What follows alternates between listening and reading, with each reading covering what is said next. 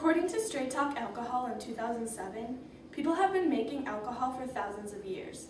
Things like beer, wine, vodka, and others too. Studies show that alcohol has become part of cultures in many countries, and as we've all learned, some start even at the age of 5. Drinking and driving is a terrible idea for any group of people. It can kill you, the passengers, and many others around you. Tyler Tweeten is a very good example of why drinking and driving is a bad idea and how it can kill people. Next, I'll talk about consequences of drinking the deadly drug, and finally, I'll talk about the injuries that can be brought on by drinking and driving. On October 16th is a day I'm sure Tyler's family, friends, and those close to him will never forget. That was the night that Tyler's life was cut short. As many of you probably don't know, Tyler was somebody that lived close to us. In fact, he lived in West Fargo and went to West Fargo High School. His life was taken because of stupid decisions that were made that night on both the driver and his part.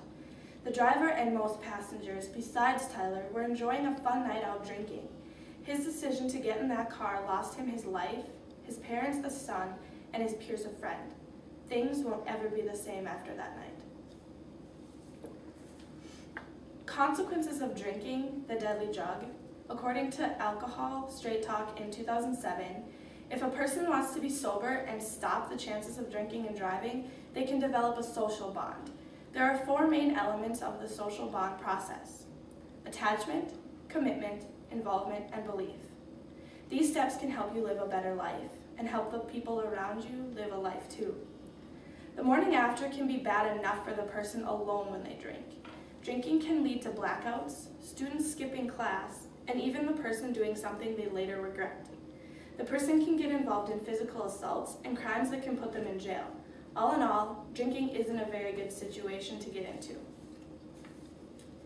Finally, the deaths and injuries brought on by drinking and driving. The NSSP reports that alcohol plays a part in 40 to 60% of U.S. suicides. 40 to 60%. That's a big chunk. According to Alcohol Concern, 8 out of 10 people treated in the emergency rooms in the UK at peace times have had accidents linked to alcohol. The leading cause of death for young people is automobile accidents, many of which are alcohol related. The most common cause of death in young adults aged 17 to 24 is alcohol-related accidents. According to one estimate, almost 1,100 college students died in alcohol-related crashes in 1998 alone. That's a lot of people in just 1 year, if you really think about it.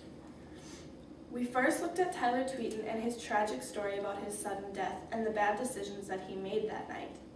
Then we looked at the horrible consequences of drinking and driving. Lastly, we looked at the deaths and injuries that can occur when you drink and drive. Hopefully that listening to my speech, you have all been persuaded to make the right decisions to not drink and drive. I leave you with this. Think of Tyler, family or friends that you've lost, or even someone close to you before that has drinking and drive. Think about the consequences if you drink and drive, or even in the car with someone who has been drinking. Make the right decisions and don't endanger everyone else's lives because you think what you're doing is right. Thank you.